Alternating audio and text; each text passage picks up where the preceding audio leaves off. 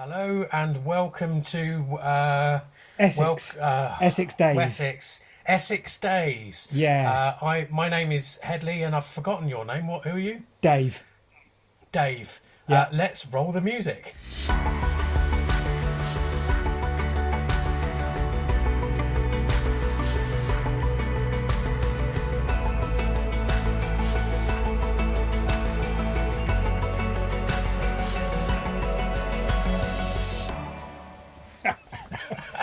God, that's how long it's been. For goodness sake. Well, people know what this podcast is. I don't need to correct the name, and I think so. They know you're not called Dave. I'm not called Dave. For those, I mean, just in case, on the very, very slim off chance you are a new listener, welcome to Wessex Ways, not welcome Essex to Days. Wessex Ways. Yeah. Not Essex Days. Although that does actually sound probably more interesting. Do you know what? Right, Hedley, buy the website just in case. Do it. Buy the domain because you never know. Yeah, okay, I'll buy the domain. But hang on. Is Essex not part of Wessex? I think it's Mercia. Was Mercia? Oh, that's a question because it's northeast of Londinium. Yeah. Does that mean Mercia then? Does it? I think that means Mercia. I'm not going to spill them now, Hedley, but I've got some amazing facts about counties of Wessex and Mercia and their differences. Right. But that's a whole level of geekism to come shortly. That is. So I think first and foremost we owe our listeners stroke viewers a small apology for the gap from the last one. We were trying to coordinate somewhat of a bigger episode this time with more people, but again the calendars didn't work out, and so we thought, what the heck, let's go alone. But I know one or two people have been worried that we're disappearing, and we are not disappearing. We were just waiting for the right time to get a slightly bigger podcast, but that time hasn't come yet. Yeah, I think so. I think as well, we need to remember ourselves. We have been trying to set up a couple of different ones, haven't we? And we're like, oh, hang on a minute. We've been busy. To be fair, it's not like we've been both. We have been busy. Yeah. We have been busy. Yes, you've been up mountains, down mountains, around mountains, over mountains. Mountains. I don't like mountains. You know that. Yeah. So, before we get on to what we are doing, I want to do something a little bit different. So, this is the first time in all of our 27 episodes that I'm 100% unscripted. I don't know if that's good or bad, because I do tend to make bullet points just to keep myself on track. And the last episode we did with Warren Brand, I lost my script halfway through, probably why it rattled on so long with me talking crap, to be honest with you.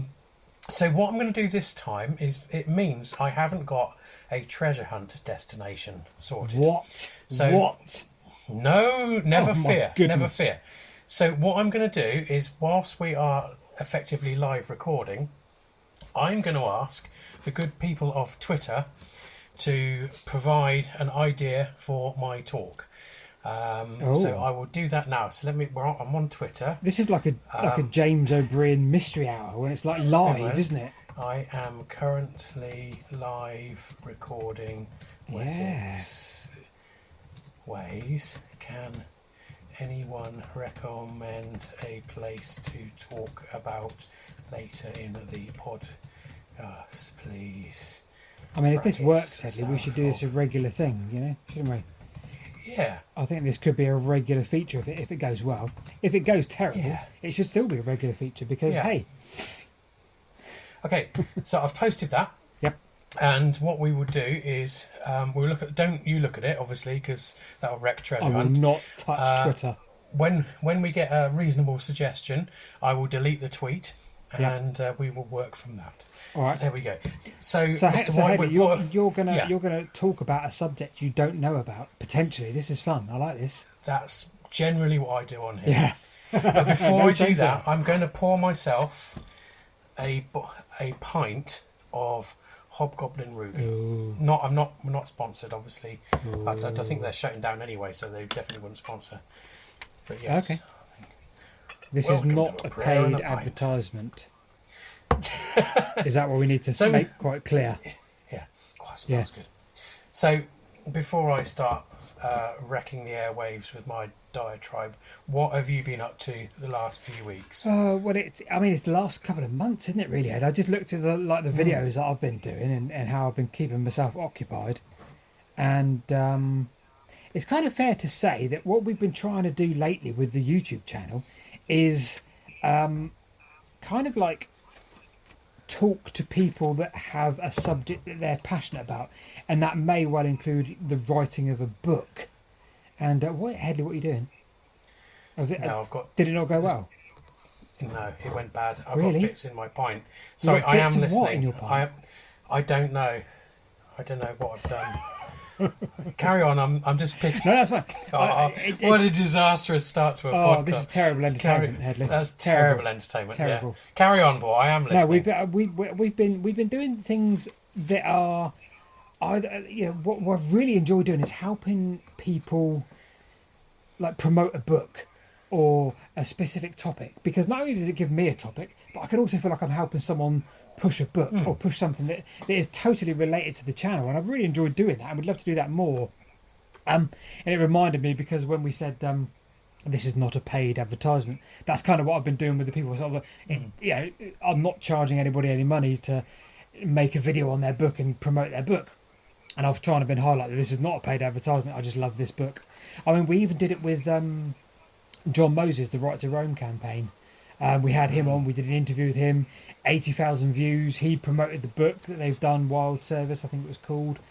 And really enjoyable. What an eloquently, beautifully spoken man John Moses is. And I'll tell you a little funny story about that as well. So this is part of what I've been up to. So we interviewed John Moses of the Right to Rome campaign. Really interesting, really lovely, genuinely nice person. Really knows his stuff. And so what I often do when I do an interview with someone is my Patreons, I offer them the full interview, so the complete uncut interview, right? So with the guy that we did the first King of Wessex on, the Paul Harper who wrote the book, we had like a 2-hour interview with him. So I gave that to the Patrons. The problem I had with John Moses and the Right to Rome, everything he said was one take. Everything he said went in the video. There was very, very little that I took out, because his answer was so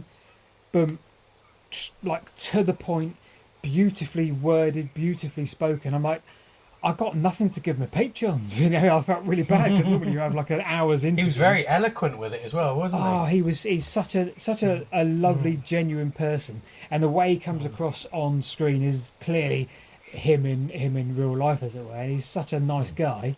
And it was a pleasure to be able to help a campaign that we enjoy, and not for everybody, which is fine. Everyone's got their own opinion, but it's just really nice to be able to sort of help a team of people or someone sort of promote a book that is relevant to the channel.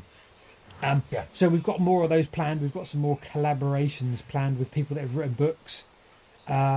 We've spoke to like Jim Leary. I think I know Jim. Yeah, you do, don't you? I've spoken to Jim. Interestingly, a patron of ours is good mates with him as well, and did some archaeology with him quite a while back. So he's an archaeologist, just for yes, clarity. We're trying to work something out with him based on what his book, and a number of other people. We just love doing that. We love sort of telling the story of the book. Jim's great. I mean, he sent me a load of stuff on Silbury Hill and I forgot the name of the place. Marlborough College Mound. I guess what's it called? Marlborough Mound. Yeah, because of course he was part of the excavation in Silbury as well. Yeah. Oh, he's a great chap. Yeah, he really is. Yeah. So we've covered a load of old stories in the last few weeks, which I won't go into great detail now. But like the Amesbury Archer, we did just a wonderful story. We did a really random toll bridge, not a million miles from your house. The 5p toll bridge. Yes. I mean the Bitcoin toll bridge. The what's it called, sorry? The Bitcoin toll bridge. It's ambiguous funding. No, just kidding. It's such a weird thing, isn't it? I mean, it is weird. Yeah. We tried not to imply money laundering, but everybody suggests money laundering. I have known charities doing collection there, but it still doesn't explain the upkeep of it. No. You know, a bridge like that is going to take a lot of maintenance. It's a weird one. I think a lot of people suggested that people give too much money because no one carries 5p. So people end up giving a quid or 2 quid or whatever. And I think that certainly is a point. But as you say, the biggest thing is, how do you maintain that bridge? Yeah, I've no idea, because to repair a bridge is probably, you're talking 6 figures minimum. So I don't know. It's a big question. And I just thought, you know what? I want to make a video on that because I want to do the math and I want to work it out. I thought that would make a fun little video, so we did a fun little video on it. But yeah, I still can't figure it out. Lovely area, lovely walk. Lovely. We did about 1.5 miles or 2 miles up the Thames, which is very nice. You go a couple of miles to the south, you can have a nice long walk around Farmore Reservoir as well. We did, because that's where we parked. We parked in there. Lovely cafe there as well. Really nice cafe. Yes, wouldn't open at the time, unfortunately, but I think we were just a bit too early. But we parked there, walked around the reservoir, down the steps at the back, and then a mile or so or whatever it was up the Thames. And I wanted to do that because I thought that would make a good intro to the video, a good backdrop, shall we say? But yeah, and the final thing that we've done is something a bit different. Is we tried to find an amphitheatre. Yes, which was a bit different, but yeah. Other than that, I've got a load of admin here. So I'm not doing a main subject, but I've got a lot of admin that me and you need to catch up on. So I thought our listeners could be part of that admin. That so sounds good. How's your treasure hunt request going, Hedley? Let's have a look. I mean, obviously don't give anything away. Notifications. Okay, there's been there's been several. You're looking fearful. I love the fear in your eyes, Hedley. We've had quite a few already. Okay. Yeah, that's good. I'm going to leave it to stew a little bit longer. All right. They're all good suggestions so far. Okay. Leave it to stew a little bit longer. So yeah, this is good. So I suppose I better say about what I've been up to. But I feel like it's going to involve a mountain somewhere, Hedley. This is quite exciting. Look, come on! I'm not mocking you, Hedley. I'm not How many mountains are there in Wessex? Well, all right, Dartmoor's got technically Dartmoor's got mountains, and technically Dartmoor was part of Wessex. So has it? What defines a mountain? The height, right? 600. I think it's 600 meters, or well, no, it's more than that. It's 2,000 feet. I think is the minimum for a Hewitt or a Nuttall. I think it's a Hewitt. 600 meters, then, right? Yeah, so just over 600 meters. But then Dartmoor, if you think about it, a lot of Dartmoor is actually kind of, 500 meters high anyway. Yeah. And so the little bobbly peaks on top could technically class as mountains. Oh, so that's dubious, Hedley. That's dubious. It's dubious, isn't it? That is a bit sus, I think. Yeah, it's a beautiful area there. Yeah. So I've done a few things. So I started. I can't remember if this was in the previous podcast. I started a new YouTube channel called Hills and Hill Forts, which I've done so far Beacon Hill and Uffington Whitehorse Hill.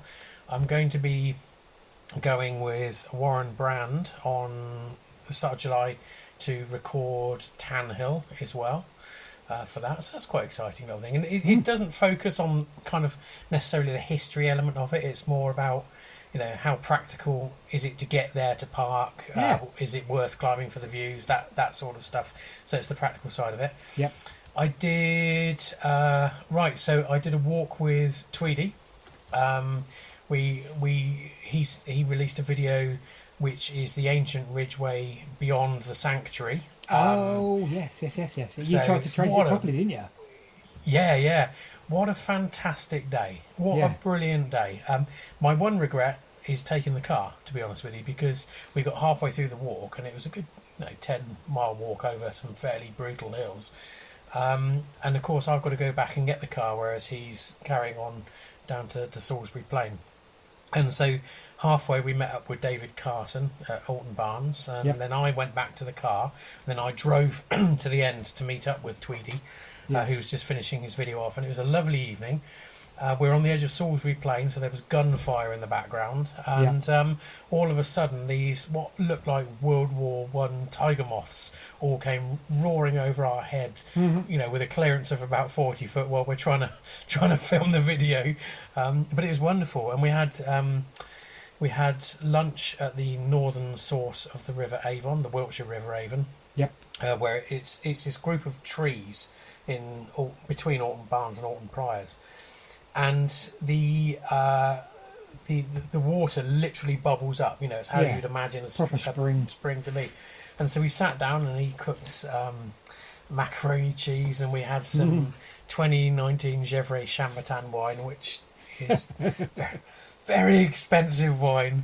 I knew it would taste good. I just didn't know how, because I'm not a wine expert, obviously. But all I know is it was really, really good. Yeah. So that was the Tweedy adventure. So look at Tweedy's channel for that. Went to Crowded House at Blenheim Palace. Oh, brilliant. My favourite band of all time. Used to listen to them religiously. And what better location, with the sunset at Blenheim Palace. Yeah. I did Oxfordshire Art Weeks with Anna. So this was in her garden, and we had a lot of visitors. We had 130, 150 visitors a day. Yeah. So it was really full on. I was doing drone demonstrations and showing people all the pictures and everything, and that was really, really good. And when we were there, we had a visit from this lady. And I asked her what her speciality was, because she was talking about her job, and she said she was I'm not going to give names away on here, but she said that she was a specialist in wasps. And I said, I said to her, you should listen to the this silly thing to say, really, someone who specialises in it. I said, you should listen to the Infinite Monkey Cage episode where they had bees versus wasps. And then she sort of raised her eyebrow at me, and I went, "You're the wasp lady." Just realised she was the lady of that episode. Oh, wow, okay. And I learned some stuff that day. Yeah. There's a couple of other things. So, all right, okay. We are breaking into mountain territory here. Really? So, did the climb with Sam Walks a Lot and Warren Brand from Linley's 360 up to Pen Cerrig Cal. So we all produced videos on that as well. Great day, exhausting but great day. And then I wanted to, as I've been saying in previous episodes, wanted to start wild camping. So I'd done the semi-wild camping with my son, which I was featured in an episode 2 episodes ago. Yeah. I did that again with my other son, sort of a rinse and repeat of the same one. It's brilliant. Pitched tents by the stream and created a kitchen from a tarp and lit a fire. And then I did my first proper wild camp. Led by, as I keep mentioning him, Warren Brand. So we did Table Mountain, and it's such a strange feeling, because if I go to climb a mountain in Wales, usually I'm up early as I can in the morning, and you kind of got that ticking clock in your head. I've got to get up there by this time, get down to get home by this time. But of course we went to Wales and we spent, we had what Warren refers to as a turbo pint down the pub. Which was neither one single pint nor turbo, to be honest with you. And then you put on these, and it's all, you're already getting into late afternoon, so it feels like you should be going home. It's a really weird feeling, but you're just starting out. And then we started climbing up impossibly steep slope, and my rucksack was 14 kilograms, and I think his was 16, 17 kilograms. And it's very, very difficult to imagine how heavy these rucksacks are. Yeah. And you're going up this very steep kind of mountain.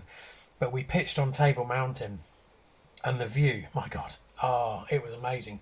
You could see all down the valley in both directions. You could see Penny Van over that way. You could see Sugarloaf Mountain over that way, and the lights of Crookowl. And it hits you when you go out in the middle of the night, to tighten your guy lines and have a quick wee.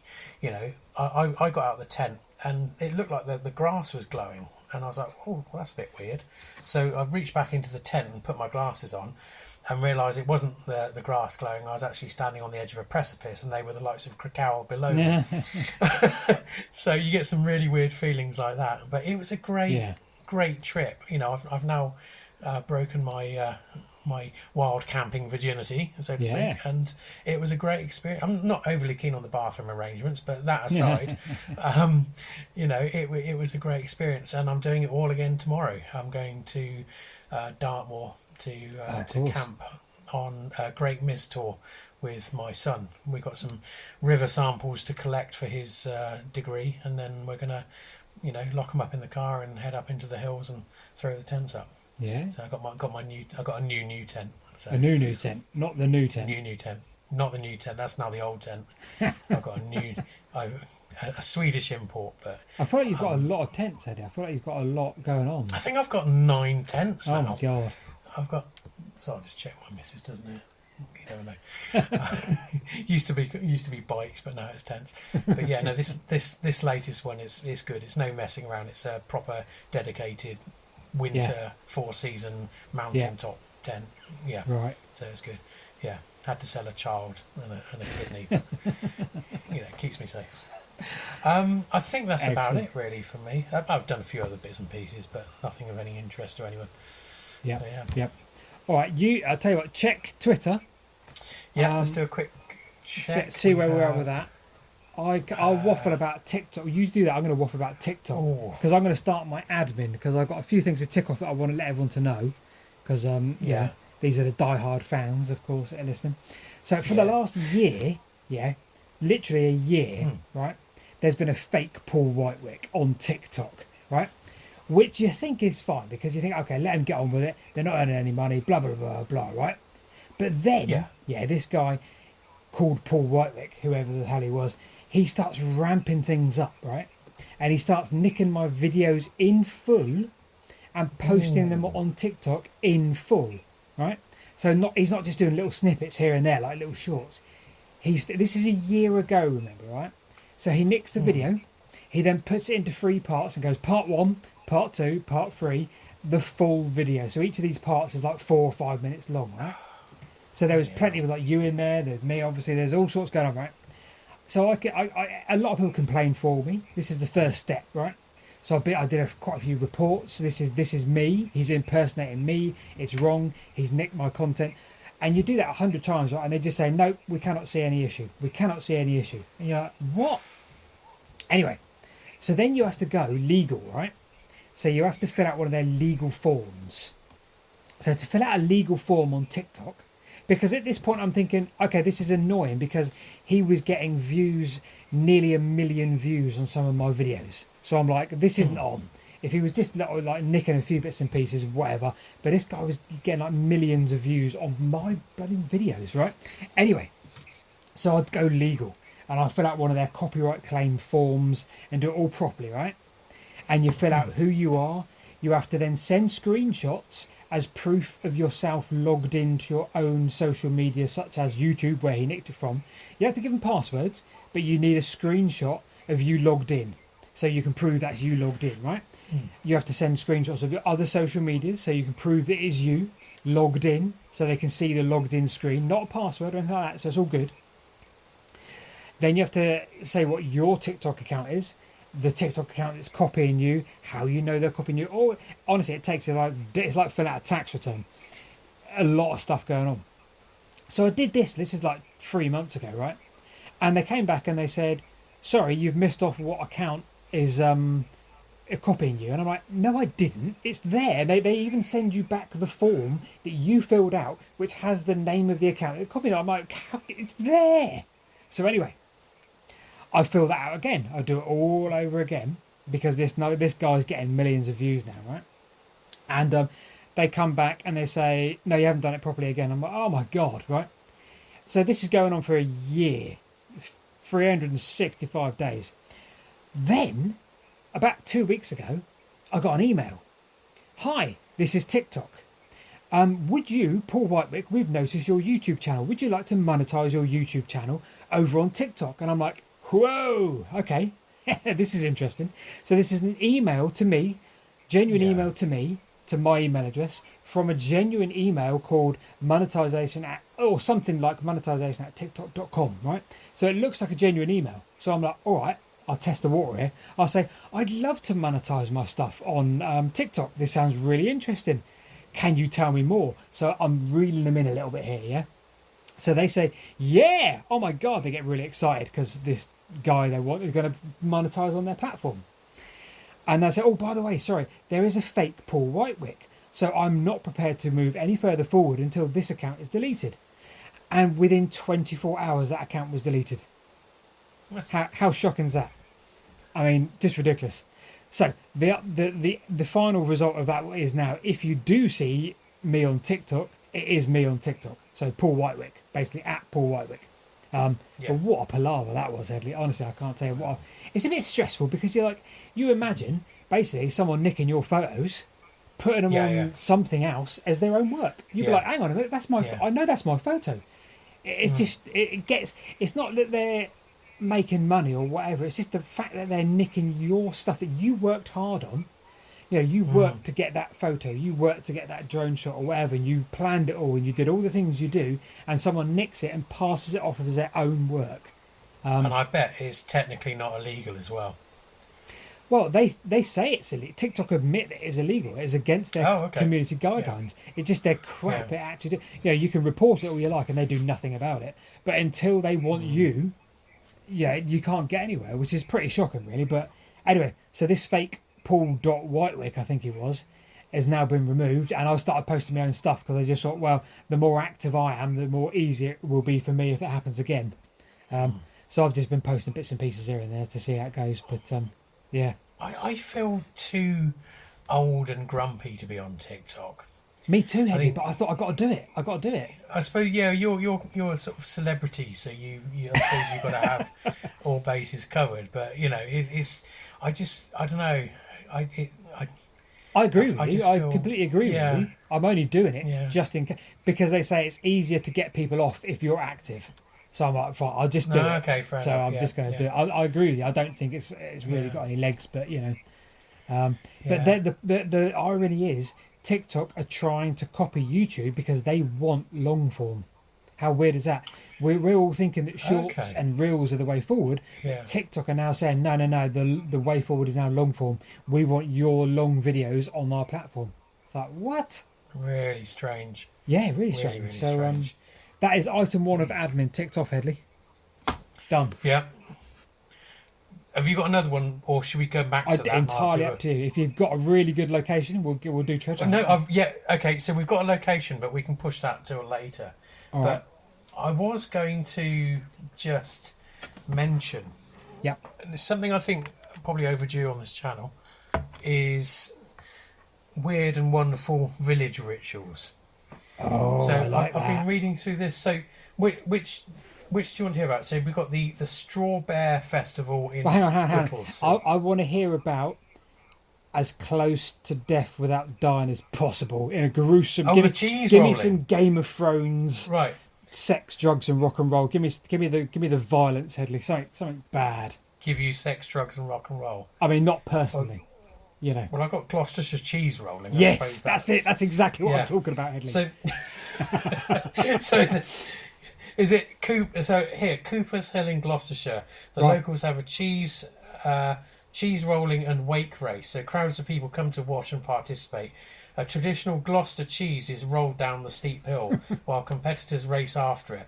The first to the finish line will win the £9 roll of cheese, which I don't think I'd want after it's been chucked down. But I mean, people end up hospitalised in this one, don't they? Absolutely. It's scary stuff. I'm sure that a lot of people have seen it online, but and you think, that looks fun, but actually, it looks mental, doesn't it? Like properly, you've got to have a screw loose to be chucking.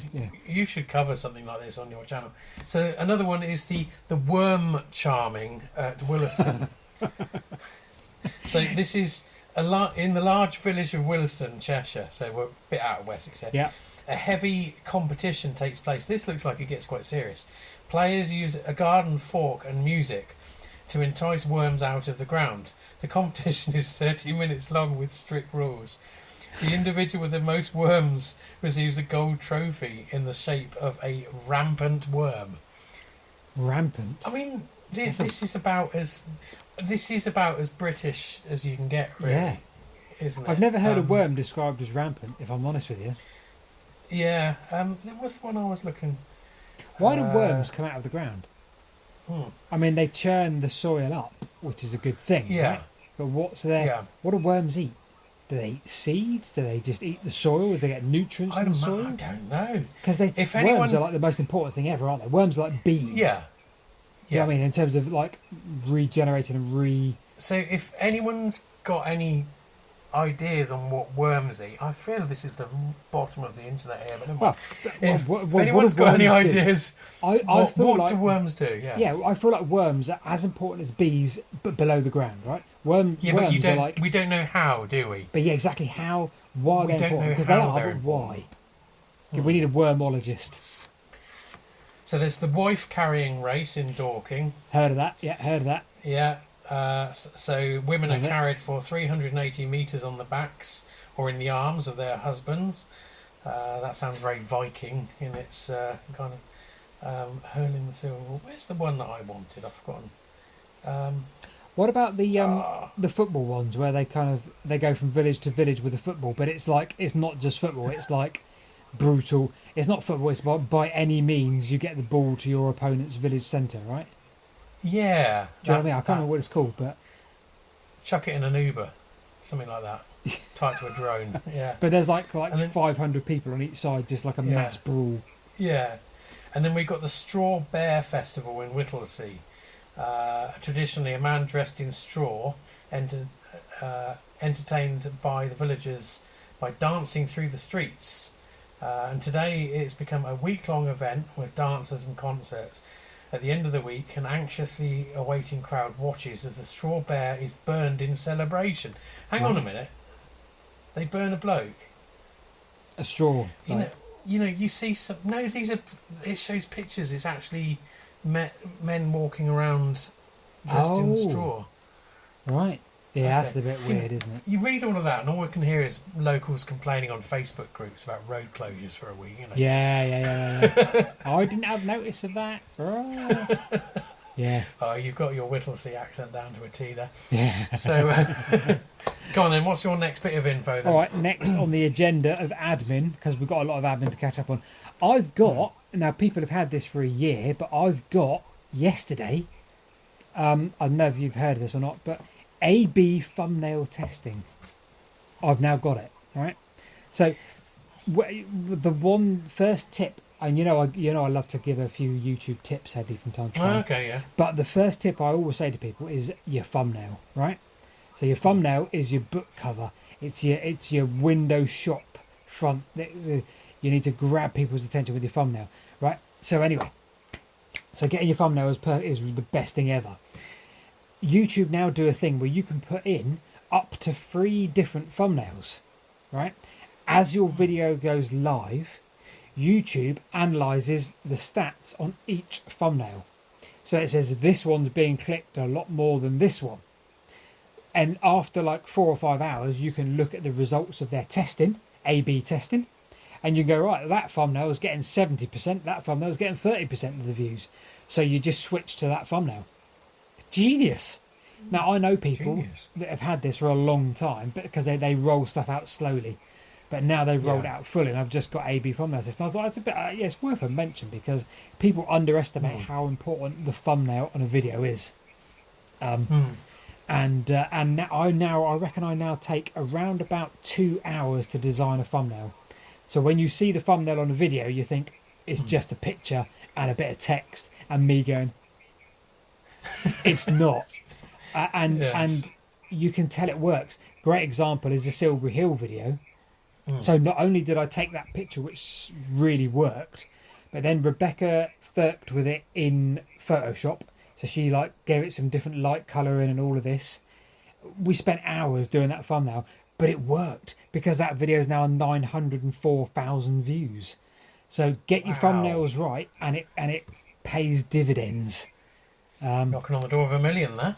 It is knocking on the door of 1 million, which would be great. I don't think it's going to hit 1 million because it's obviously slowed down a long time ago. But thumbnails are everything. Get a good thumbnail, get a good Hedley picture for whenever you do your Hillfoot thingy. Have a firk with it in your Photoshop and have a firk with it. I love that word. We used to have a pub in Bournemouth called the Firefly and Firkin, and It was. I think it was the old fire station. Anyway, that's a whole nother thing. Christchurch Road for anyone local to Bournemouth. What's that place we were talking about last night? There's a hotel or stroke inn that you sleep in railway carriages. It's an old station. I don't know what it's called, but it's Petworth. Yes, Petworth on, Station B&B. Yeah. So I look at it because I'm looking for somewhere to go with Mrs. T. It gets booked up in advance, I would say. Yeah, I've noticed that. Yeah. But you can stay. So it looks like an old kind of Victorian station, but they've really done it up with proper oak and brass and everything. It's quite luxury. So you can stay in that. That's kind of the I guess the premium suite. But in the garden where the railway used to be, they've got old Victorian carriages which are also done up as kind of luxury sort of, holiday places to stay. So I quite fancy that. Do you know what's good about it, right, Hedley? Yeah. Is you get that experience without the noise of the railway, because there's a few places like this around the country. There's Dawlish have got them down in Devon. They've now got, or Dawlish Warren, shall I say. York, there's a place called The Sidings, but it's next to the West Coast Main Line. So you've got to be, up till midnight earliest before the train slowing down in terms of the frequency, but there's and then 5 a.m. you've got trains again going right past your coach.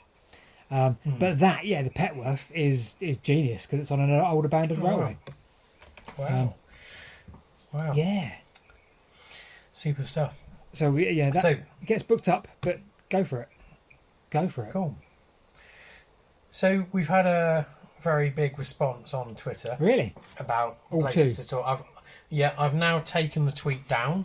But what I've done is I've screenshot some of the replies so that I can use them in the future, and you will never know. Well, you will once we do it. But I now have a whole list of places that I can research. But today we will be winging it on one of the places which I've chosen from one of the people on Twitter. One day, Hedley, when we're famous, we should take this to the next level, right? It'd be you before me.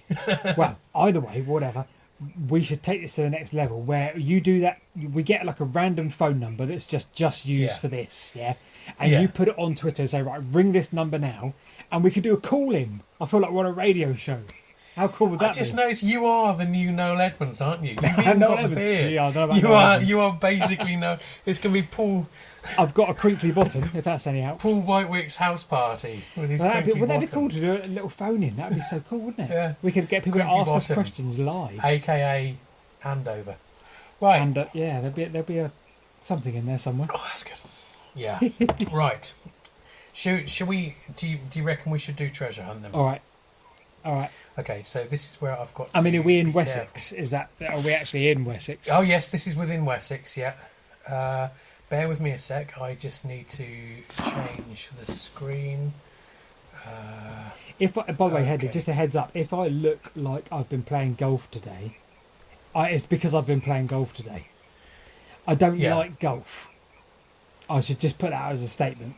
I don't really like the aura that is golf as a thing, but every so often I play like once a year. You're slowly endorsing it. No, not at all. No, far from it. I disendorse golf as a thing for a lot of different reasons. You just dress that way. But there's the whole dressing etiquette, isn't it? But no, I did play golf today. I play like once a year in a little charity tournament, and that was today. Are you any good? No, I mean, for those in the know, I play off of 26. So if you know what that means, golfers out there, then you know that's not very good. That's all that needs Maybe someone can explain that in the comments. It means I'm not very good, Hedley. Just Paul is rubbish. Paul's not very good at golf. So it's all good. Okay. Right, so let's see if I can share my screen. So you're going to share your start screen? Google Earth. Yeah. There we go. All right. Is it England? So we are going to. Yes, it is. So we're going to start Excellent. from the centre of the known universe. All right. The beautiful garden town, North Wessex down, Vale of the White Horse, almost town of Didcot. Is Didcot old, or is it just railway? It's mostly railway. It was a village. It was a very old village. Yeah. And if you actually look to the south of Didcot, you've got East Hagborn, West Hagborn, Harwell. Yeah. It was basically a circle of villages. Yeah, so yeah. Didcot, I did wonder. the Hagborns and Harwell. Until some idiot built a railway. Some Isambard Kingdom brew, someone decided to stick a railway to London, and now Didcot is a massive housing estate. And, you know, to be honest with you, I can't talk. I'm partly to blame. Well, there you go. There we go. So, much as we don't want to leave Didcot, maybe one day we'll do an episode on Didcot if I can dredge up enough stuff for it. Which way would you like to go from Didcot? All right. Okay. I mean, I've got north, south, east, or west to contend with. You can split that into north, west, south. I know we'd be all night, Hedley. I think we did that, wouldn't we? Yeah. I mean, I love my old Didcot, Newbury, and Southampton Railway. Maybe we should head south along that. I think that is making you warmer. Oh, that's good. All right, what we got? Thank you very much to the. Okay. Do we want to give a shout out to the person of? I don't know if they want their name mentioned. Oh, that's fair enough. They're a very fine person, and it's a very fine suggestion. So was it Anna? Did you say that it Anna? wasn't Anna? Watch for my Twitter because I need a favour in a minute. Yes. All right. Yeah, it wasn't Anna on this game. Yeah, I mean, I guess we keep heading south then, Hedley. Should we end up in Newbury eventually? Yeah. So again, warmer. Past Churn, past Compton. And Compton here, you've got the. Where is it? Just here. You see this little circle here? Oh, yeah. It's actually quite a big circle in real life. That's Purbeck Castle. That's what I call the Forgotten Hill Fort. You can't get to it. Oh, really? We've got a few of those down here, Hedley. You can fly to it, obviously, if you've got a drone. So we are now Thatcham and Newbury. Okay. Maybe we should go along the Roman... The oldest place there could well be Speen, Hedley, because that is a Roman town. Do you see Speen? Okay. Bear with me. Ermine Street, I believe. That's on Ermine Street. Just to the west of Newbury, look. Speen. Oh, yes, Speen. Speen. Okay, so you're neither warm nor colder. Speen's a lovely place. A bit of noise from the A34. Do what? You want to keep going west? Yeah, I think so. I think like the old A4, one of the King's roads. Yeah, you're not really. So you're kind of Hungerford now, but you're no warmer than you were. Really? How does that work then? Yeah. Do I need to take a big chunk to the west, or is that too far? No, it's not going to. It's actually going to become colder if you go. All right. west. So think about the direction you were heading in when you were getting warmer. South. All right. So let's go south then, Hedley. I'll tell you what. Take me to Savernake. Okay, you're at Savernake. Right, and then zoom in a bit to Savernake. All right. Yeah. Then we're going to head south-south-east. Can we do that? Now you're getting warmer. There you go. Look, there you go. We're on a Roman road now, Hedley. We're on a Roman road. You can see the line for the middle. See Wild Camping Wiltshire. Yeah. Yes, I can see. Is that the Roman road down there? Yeah, that's it. Okay. And you're about to go past Crofton Beam Engines, Wilton Windmill. Lovely area. And I do want to camp at this wild campsite there. Never even heard of it. Dark Lane. Dark Lane. It's one of those sort of semi-wild campings where you can pitch up a tent anywhere, but you've got a toilet there if you want. Oh yeah. So unlike where I'm. Well, at Fosbury, that's where me. Fosbury. So you're slowly getting warmer. I mean, you're gonna be in my centre of the universe soon, Hedley. We are heading towards this Roman road is quite visible, isn't it? Yeah, keep going. There's my centre of the universe. There's Andover on there, what looks like a fault line, but it's actually a Roman road. Yeah. That's Harewood Forest, which is very nice. Okay, so you're getting warmer. Yeah, keep going on that line. You see that line? Because soon we'll be in I'm following Bulgaria, that line down. So let's keep going down that line. So we're going. Keep going down that line. We must be heading towards Winchester. Right, you're in Venta Bulgarian right there. Venta Bulgaria, otherwise known as Winchester. Which is where I was today, actually. You are a lot warmer, but we're not there yet. All right, okay. Actually, Winchester would have been a good one. Would it? But yes. Yeah, it would have been. Yeah, it would have been. Right, okay. Yeah. But we're not there yet. You could head to Harwick.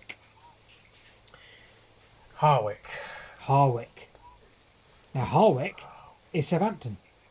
but it was the Oh, now you're getting warm now. Right, now I'll tell you why. Hampshire, is the only shire or county to be named after one of the towns it was in Wessex. Of all the Wessex counties, Hampshire is the only one to be named after a town or city or whatever that it surrounded. Harwick. Yes. Hampshire's named after Harwick, which was Southampton, the port of Southampton. Now you might think, Hedley, well, hang on a minute, Dorchester's in Dorset, Somerton's in Somerset, but they are not. They were not named after those places, if that makes sense. Right. So Hampshire is unique in Wessex. I'll come to Mercia soon. Right. We're in Southampton. Do we want to get on a boat, Hedley, and go to the Isle of Wight? I think you're spot on there. Oh, Somebody has recommended the Isle of Wight. I like It's that. not bad, is it? It's not bad. So what I'm thinking here is maybe, how do we tackle this? Maybe we could, let's make it 3D. Spit some facts, Hedley, that you might know, and I'll spit some facts that I know. I'm just going to sort of talk about as I know it. So let's start. Let's start at cows, and we're going to do a little. Oh, let's do a counterclockwise tour of the Isle of Wight on the outside. Do we want to shout stuff when we know about it? Because I can see a little. Yeah, we go around it. So straight away. So I've been lucky enough to visit the Isle of Wight a few times. I think a lot of viewers and listeners probably have. And I've cycled around the coastal path. Have you? 70 something miles. Well, no, it wasn't the path, it was the roads. A few hills around Ventnor from around there. And I've also walked around it. It took 4 days. We camped 3 nights. We started carrying everything on our backs before realising it was too heavy, and so we basically got a taxi to take it between our stuff between the campsites. So Cowes is nice, it's pleasant. That's where Alan Wicker lives. Oh, sticky keys, go away. It's going to happen a few times. So Alan, was it? Not Alan Wicker, Alan Titchmarsh. I've been in his back garden, to be fair, Hedley. Have you? Oh, wow. Long story. Yeah. So if we fly sort of...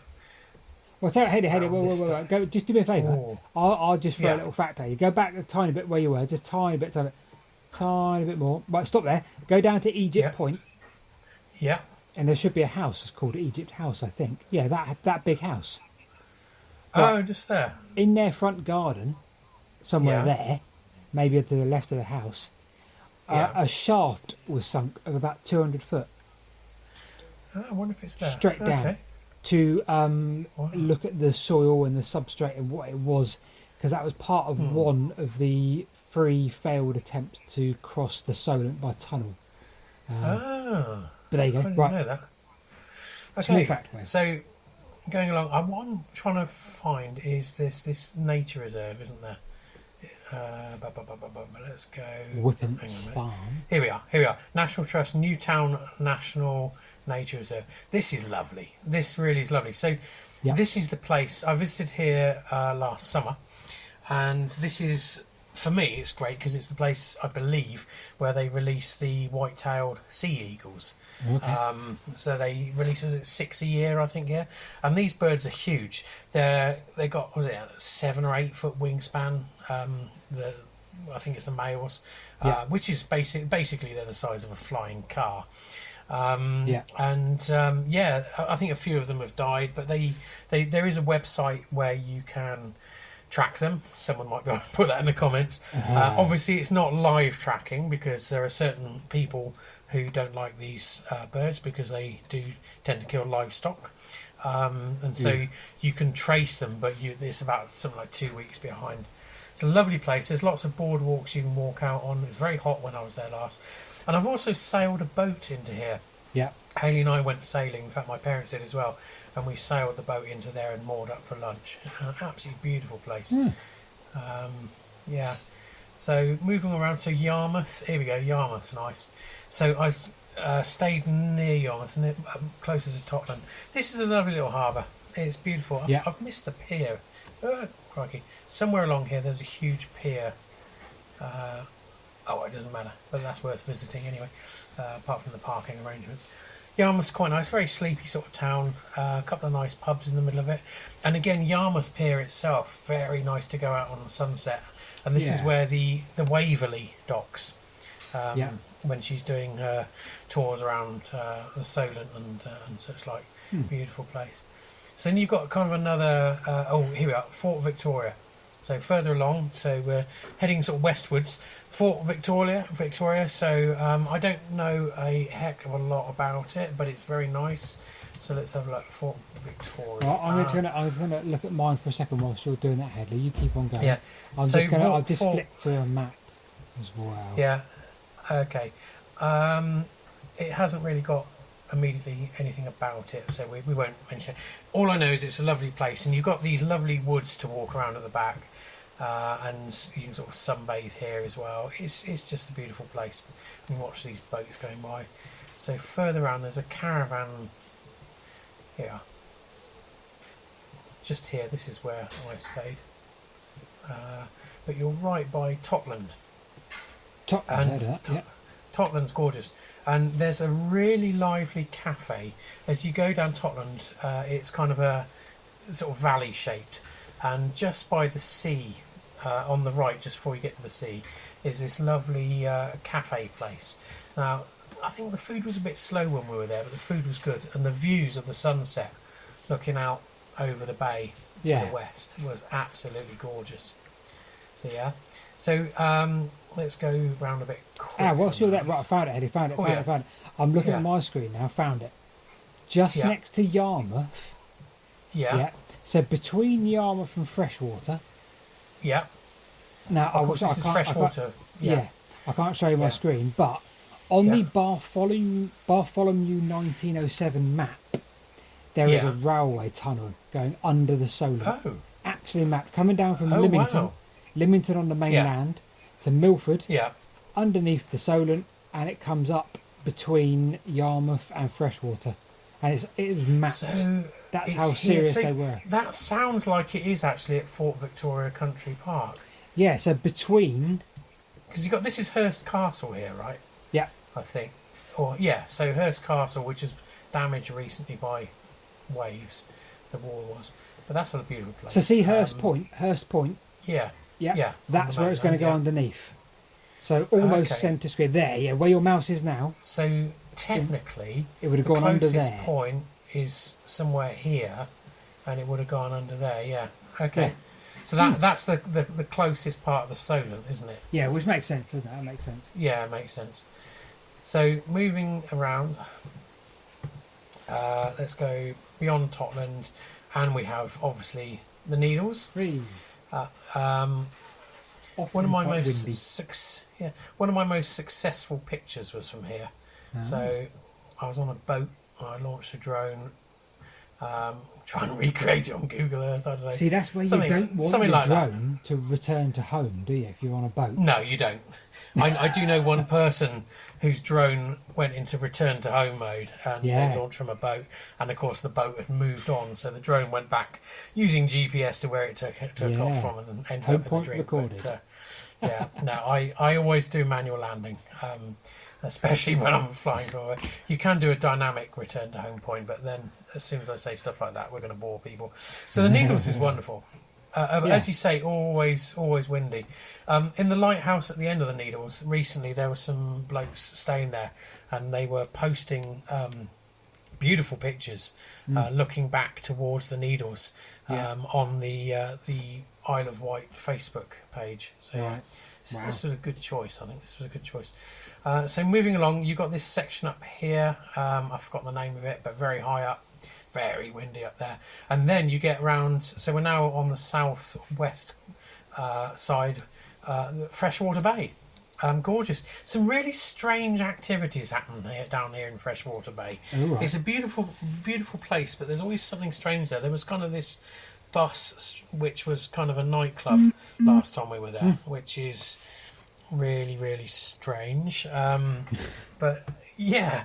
It's really, it's just, it's got a nice vibe about it, this place. On the summer's evening, it's just a gorgeous place to be, and you've got some lovely walks up onto the hills. Dimbola Museum. That's a weird name, isn't it? Yeah. So if we go inland a bit, actually, we got there's I a don't know the railway. names. Where's the railway thing? There's a disused railway here somewhere. Yeah, I'll do you know talk what? There's a more lot around which about it. I'd love to look at. There are, aren't there? Yeah. But there's the railway cafe. End of the line cafe. So I wonder if I can find it visually. So the railway went along here, and I think it went through these trees. Somewhere down here is the end of the line cafe. Worth visiting though. I'm not going to be able to find it now without typing in.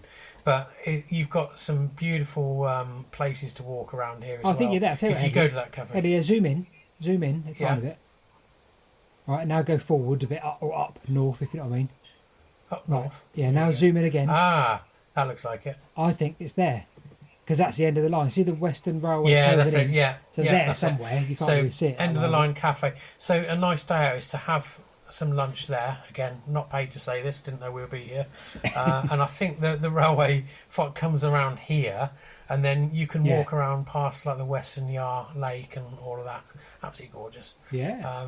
Bit hot in the summer because there's not a lot of breeze there. Coming around, I remember on the Isle of Wight bike ride, this bit here, which is all falling into the sea. This was all down Hedley. Are we there yet? Yeah, and down here at Sydmore Point, every time I go there, the coast path has moved further inland. So this is really eroding very, very quickly. And in fact, going along further down to... wow, yeah, that is a long way. Forget how big this island is. Yeah. Something China, Black China, because there's a theme park there. And we took the kids, there you go. There's a theme park on top. And we took the kids there, but half the rides are closed because it's fallen into the sea. It's all falling into the sea, exactly. And I remember going there, and it was when the kids were small, and that was a lovely, got like a dinosaur park there and stuff, which I secretly like. But I do remember it's all being very steep. And recently there was a very big landslide here, wasn't there? Yeah, very big. The thing is, as well, this is it. I mean, you wouldn't want to sit there on a beach, would you? Because the amount of times it does fall into the sea is ridiculous. Yeah. So going further around the Isle of Wight, so we're now sort of at the most southerly tip. Watershoot Bay, but coming round to my favourite area, sort of the Ventnor bit now. So you've got the Undercliff all the way along here, which is kind of, it's where it's previously slid bits into the sea and bits of cliff have slid down, and you end up with this kind of scrub and woodland, which acts as a microclimate because it's south facing towards the sea. So this along here, you get a lot of flora that you wouldn't get elsewhere. Hang on a sec, I keep getting rid of that message. Woody Bay, Steep Hill Cove, that's gorgeous. Yeah. So coming on here, this is a tiny little. Wait, let me just put it into Google, show you. Steep Hill. So this is a tiny little cove with lovely, beautiful buildings, and I think there's a little lighthouse there as well. Yeah. Try and find a nice picture. It's just a pleasant place to be. I'll just stick any old picture on the screen. There we go. Just gorgeous. Absolutely gorgeous. So further around, then you've got the Ventnor Undercliff. And this is where you get I think the highest point on the island is above Ventnor. Ventnor itself, absolutely gorgeous. And you've got the Spyglass Inn down here, which, they do a mean pint and a mean dinner. It's kind of, this to me feels like the life and soul of the island down here. On a Friday and Saturday night, the Spyglass Inn is the place to be, basically. And I remember, I'm going to tell you this story. So my dad and I, a few years back, we wanted to do something on the Isle of Wight. So we saw that there was the Isle of Wight Beer Festival. Yeah. So we drove down to the Isle of Wight, and weather was terrible. And we couldn't find it anywhere, but we'd booked a hotel in Ventnor. We went to that hotel, they'd messed up the booking, so we went somewhere else. And so we said to the hotel owner, I said, well, where is this beer festival? The Isle of Wight Beer Festival, you immediately think, there's probably, 70 or 80 pubs involved, all with special offers and beers. And they said, well, it's only now in Ventnor, the weather's, most people are not doing it because of the weather. Yeah. Right, okay, fair enough. So we went round Ventnor and we couldn't find anywhere. So we went into a pub at random are you part of the Isle of Wight Beer Festival? He said, no, there's only one pub left doing that. I'm like, right, so the Isle of Wight Beer Festival is one pub. Right. Yeah. And that turned out, I think it turned out it's like Britain's smallest pub. Yeah. And I went in there and I think they'd run out of beer. So that was a bit of a shame. But I think nowadays the Isle of Wight Beer Festival is better, more substantial, you know. But certainly the Spyglass Inn just here by the sea, gorgeous place. And if you sit on the terrace, it feels like you're on a ship. So Dad and I went there, had a few beers. And then all I remember is we were very drunk and got chased by some dog into the sea and ended up sitting on the roof of our hotel drinking whiskey. It's important to create these precious memories with your parents, even if they're a bit, you know. So yeah, Ventnor, lovely place. I'd be very happy to go on holiday there. Absolutely gorgeous. Nearly always sunny as well. It doesn't have, you know, the disadvantage of, you know, being somewhat inland or, you know, basically you're there's nothing across here to stop, you know, to create the bad weather, I suppose. Yeah. And so you usually have a nice sun trap. Whole of Ventnor's a nice sun trap. So going round, we have Shanklin somewhere. Oh yeah, we've got Luckham. This is up here, Ventnor Downs, highest point on the island. I'm not really very familiar with that, to be honest with you. I've cycled over the roads there. Got Luckham, but then you come down into the more built-up area of Shanklin. Yep. So is it? So you got the funicular going down to the sea. Oh, Shanklin. To me, it's one of these places that feels a little bit oldie worldy, you know, but in a pleasant way. Yeah. You know, it's clean. The people are pleasant. It's a nice place to be. It's got that kind of old English seaside town feel about it. As you know, things to see and do for the kids and stuff. It's quite nice. The National Poo Museum. Can you see this? Yeah, I can. Yeah. Just by braiding. The National Poo Museum on the Isle of Wight is a dedicated to the collection of museum dedicated to the collection, of feces, conservation, and display of feces. Originally as a mobile museum, it's now permanently located at Sandown and Barrett Battery. How bizarre is that? Do you reckon you go in there and said, "Look, here's Lord Nelson's poo," or whatever? We got to go to the National Poo Museum. Oh, I mean, can you not zoom in, Hedley? Can you like? I think we're gonna. Yeah, let's. Can you drop the little man on it? Let's, for the sake of a better term, let's delve deeper. Let's have a look. It's situated. How have I never seen this before? I want. Please, people, if you've been there, just. Please put it in the comments. Wow. There's a National Poo Museum. Let me see if my wife would be interested. Hayley, there's a National Poo Museum on the Isle of Wight. Are you interested? I've heard of it. You've heard of it, yeah? Yeah. Has she? Like a model village. I mean, the clear question there is, if she's heard of it, why has she not told you about it? We're live. Yeah, it's Hello. Yeah, welcome to Wessex Ways. This is my wife. Hello. So, the National Poo Museum, right? Look at that. Okay, wow, that's incredible. They have something near here called the Waltzing Waters as well. And so when Dad and I had a hangover the next day, it promised something like, you know, it was meant to be, you know, like the fountains outside Las Vegas. But we went there and we suddenly realised that we were sitting in a large theatre. The average age was probably in the late 80s. And there was a pond on the stage and you can't help but think you've made a mistake. And yeah, that was an interesting one. But yeah, fine. So Sandown, I think, are we Sandowning yet? Let's have a look. And this must be Sandown. Oh, no, it's still Shanklin. So there we go. Bembridge. Okay. So this is quite a nice place. This little bit near Bembridge here. So you got Headland just under the airport there. Horseshoe Bay. That's absolutely gorgeous around there. Yeah. I think that caught fire a few years ago. And then you've got this beautiful bay here with a lovely big campsite. You've got Bembridge, but across here, Bembridge Harbour, people live on these boats. So if you walk along this little bit of road here, all of the boats are actually, you know, not wanting to pry and everything, but, you know, I think people do, let's face it. They're all quite nice sort of, you know, semi-luxurious kind of dwellings.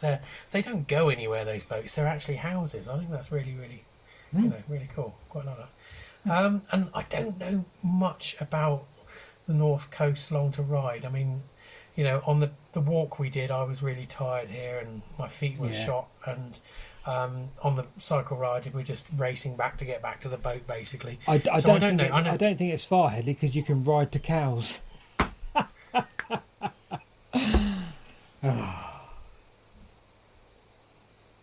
So Ryde, I think, has got the longest pier in the UK. That is long, isn't it? Is that the one with the railway? It is long. Yeah, it is, yes, isn't it? It's got the railway going out. They use the underground trains, don't they? Yeah.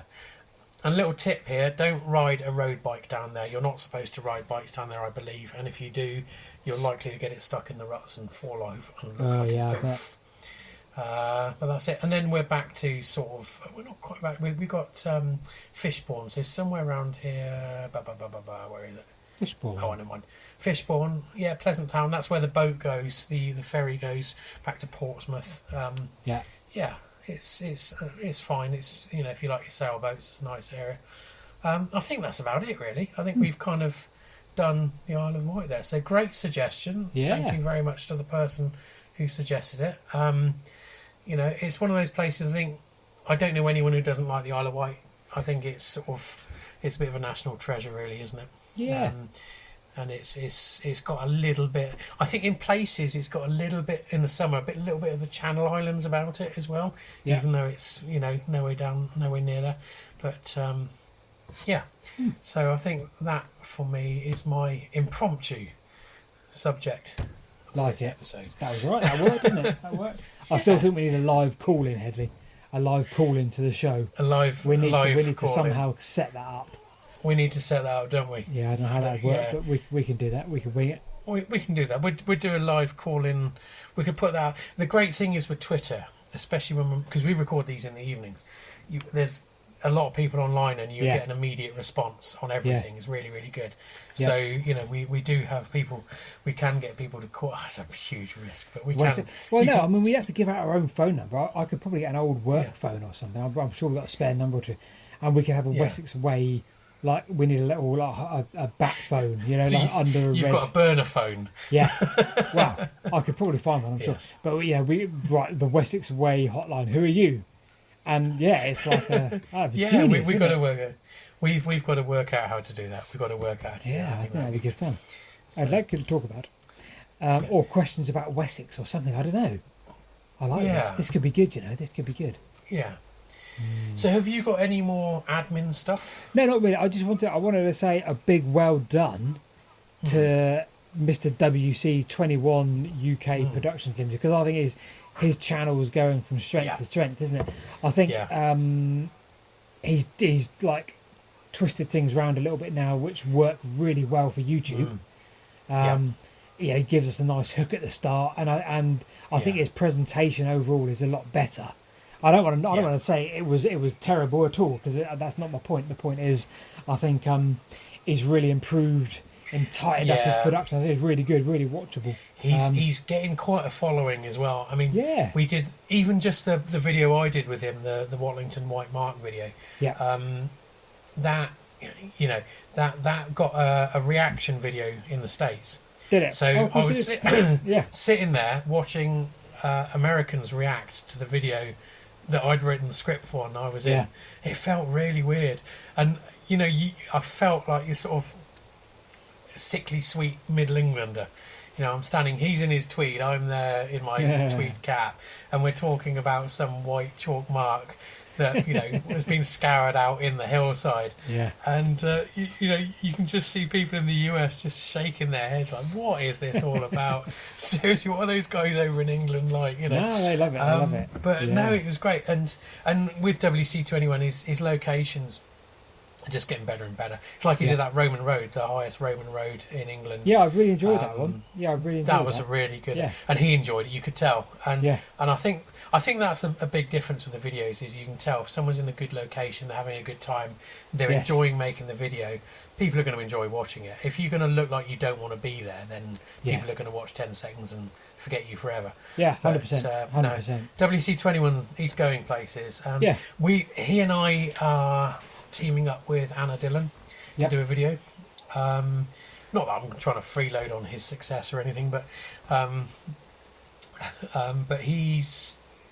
we're looking at the location of the Battle of Ashdown. So it's something Anna knows a lot about, something I know a little bit about, and we're doing it as before, kind of creating these almost fictitious characters for ourselves. So I'm not going to be me, I'm going to be Hedley but grumpy about everything, and he's going to be WC21 but excited about everything, and I've got to think of a way of creating a character for Anna as well. You need something different, don't you? It's going to be good fun. It's going to be really, really good fun. And we're going to play on your whole YouTuber teleporting thing. We're going to make it so that it works for him, but not me. So I've got to walk everywhere. I think you need to have, I don't know, you could have Anna as the expert, basically. You two That's doing well, your thing. she is going to be the expert, but we don't, because at the moment, then you've got two slightly strange guys and an expert. We've got to give her some kind of glitch. Yeah, okay. There's got to be something slightly wrong with her. So that's what I'm trying to. Maybe come up with something. Maybe you could just get her to be a bit potty mouthed, and that's her glitch. You know, she just chucks a few F's in every so often, or something. I don't know. No, we're trying to make it so it's not actually her, Paul. I was going to say, you just say Anna, just you know. We'll have the bleeper ready. We'll have the bleeper ready. Sorry, Anna. We probably just messed up one of her paintings. She listened to us when she's painting. So, should we go into some comments? Let's round up because it's read a nice out succinct comments now. tonight. I will say, obviously, we have missed comments out before. When we had the Marianne Ahota episode, we had a lot of comments, a lot of viewers. Yeah. And the one or two of them surrounding that as well. So we haven't been reading all the comments out, so I've been a little bit selective, and I apologise about that. I'm just going to read one from James Walks in History 3848.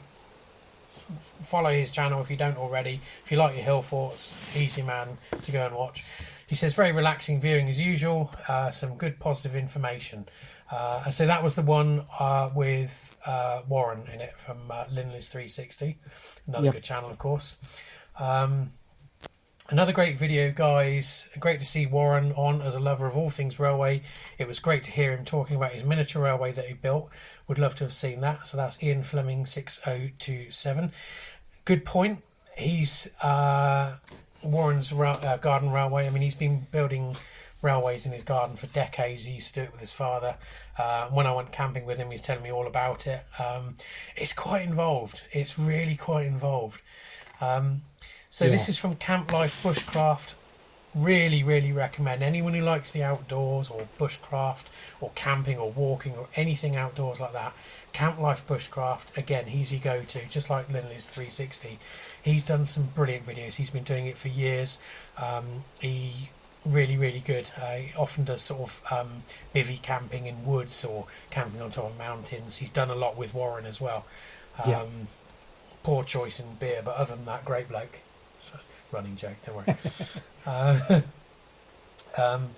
Malcolm Richardson 3881, another very enjoyable discussion with some superb drone shots. Thank you very much. Made me wish I could be instantly transported to that gorgeous mountain lake. It's gorgeous. I mean, Llyn Van Va is just the most beautiful part of Wales. It's I'm often accused of using words like gorgeous and beautiful too much, and you can play Hedley bingo, but it is absolutely amazing, that place. He says, I suspect your modern railway discussions sparked many memories, including my own. Very much so. WC21 UK Productions Limited, terrible name. Says, good to see Warren. Great story about the name of his channel. It was a Gents Outfitters, wasn't it? Yeah. Talking about the, he says, keep exposing footpath closures. Paul's recent experience near St Albans is so annoying. These people think they can just get away with it. I hope they're made to reinstate it. So let's have a look. Oh yeah, that wasn't St Albans, but that was when we made the St Albans video. Yeah, that was St Albans, St George. But yeah. So Davey941, he says how my son James looks just like me, who opened the last episode. Yes, Oliver Hunter. Yeah, Oliver Hunter, great episode. Subscribe to Warren's channel, which is Linda's 360. Yep. Thanks for reading my comments too. I feel like there's a Pandora's box opening here. A little bit, yeah. So yeah, we had a few issues with the sound. Yeah. David Bellani 3308 covered lots of ground. Literally, love the drone shots over the Brecon beacons. Thank you very much. Interesting guest. You have impeccable choice. I've subscribed to his channel. And then he was talking about the map and compass, how there is nothing better than it on the ground. Absolutely spot on. He said good spot from Warren on the Aquila, the water channel across the hill. So that's, if you remember, there was this shot of the hills, and there was this perfect line going across, which is a water channel. Yeah, I might have to walk along that one. It looks good. Yeah. I mean, the thing is, Hedley, that is a title for a video. Yeah. What is this line? Definitely. That's it. Yeah. Yeah. So Philip Bellew 9645 agrees that food and beer taste better outdoors, and I'd say it tastes even better again on top of a mountain. You could eat the cheapest tin spaghetti you can get your hands on, but in the middle of a storm on top of a mountain, it will taste like caviar. Absolutely amazing. And he also made a parallel between the shape of the Abingdon jail, which is octagonal, the MG logo, which is octagonal, and Old Speckled Hen, so the Moorlands label, which is octagonal. I'm wondering if maybe there's a connection between them all, maybe based on the jail. I don't know. Got a few other comments, so thank you very much to KKF499. Kia.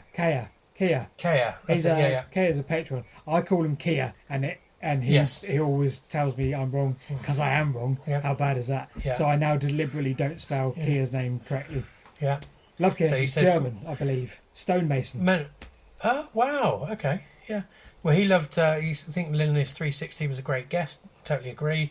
Says a few other things. And let's have a look. And Barry Conway, how long is there a director's cut? Sorry guys, I bailed. Yeah, sorry about that. Fair play. We're keeping this one a little bit shorter. Yeah. Because obviously that was a long one, so we'll give people half an hour back. My computer, when I rendered the last podcast nearly died, I think. Yeah. No, fair enough. Cool. So I think that's about it from me. Yep. We will be having more regular episodes, so sorry for the gap. We are trying to line up a couple of guests at the moment. Yeah, as in when we'll just have them on when we have them on, won't we? They're free. Yeah, whenever they're free, we'll have them on. Otherwise, thee and me, yeah. Right. Okay, thanks everyone, and we will speak to you in the next episode. Yeah, see you next time.